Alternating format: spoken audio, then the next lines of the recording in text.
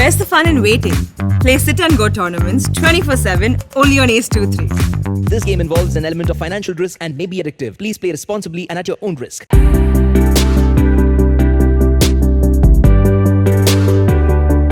प्रधानमंत्री नरेंद्र मोदी ने आज 2 रक्षा कार्यालय परिसरों का उद्घाटन किया। ये रक्षा कार्यालय परिसर दिल्ली के कस्तूरबा गांधी मार्ग और अफ्रीका एवेन्यू में है। इस मौके पर प्रधानमंत्री नरेंद्र मोदी ने सेंट्रल विस्टा की वेबसाइट भी लॉन्च की। इस मौके पर प्रधानमंत्री नरेंद्र मोदी ने कहा कि आज दिल्ली न्यू इंडिया विजन के अनुरूप आगे बढ़ रही है।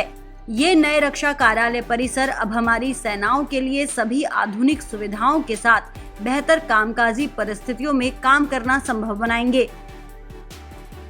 प्रधानमंत्री नरेंद्र मोदी ने इस दौरान सेंट्रल विस्टा प्रोजेक्ट पर निशाना साधने वालों को घेरा।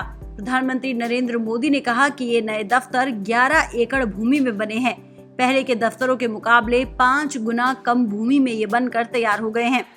उन्होंने कहा कि जो लोग सेंट्रल विस्टा प्रोजेक्ट के पीछे डंडा लेकर पड़े रहते हैं, वे इन प्रोजेक्ट पर बिल्कुल बात नहीं करते। जो लोग सेंट्रल विस्टा के प्रोजेक्ट के पीछे डंडा लेकर के पड़े थे, वे बड़ी चतुराई से, बड़ी चालाकी से सेंट्रल विस्टा प्रोजेक्ट का ये भी एक हिस्सा है।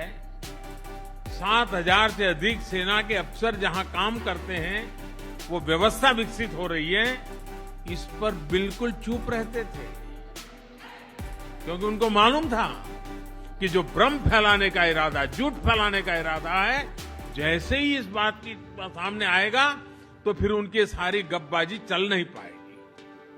लेकिन आज देश देख रहा है कि सेंट्रल विस्टा के पीछे हम कर क्या रहे हैं। इस दौरान रक्षा मंत्री राजनाथ सिंह भी मौजूद रहे। उन्होंने इस दौरान कहा कि पिछली इमारतें जर्जर अवस्था में थी, जिस वजह से हमारे अधिकारियों की काम करने की स्थिति प्रभावित हुई।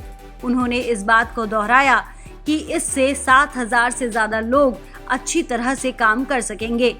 मैं समझता हूं कि यह हॉटमेंट्स उन्हीं विरासतों में से एक है और इन बैरकों हॉटमेंट्स में ऑफिशियल्स 70 वर्षों से लगातार काम करते चले आ रहे थे और बिल्डिंग्स इतनी जर्जर हो गई थी कि टूटने के कगार पर थी।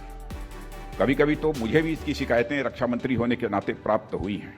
जैसा आपको बतलाया गया है कि 7,000 से अधिक कर्मचारी और अधिकारी इस कॉम्प्लेक्स में पहले की अपेक्षा कहीं अधिक अच्छी वर्किंग कंडीशन में, अधिक इफिशियंसी के साथ वह काम कर सकेंगे।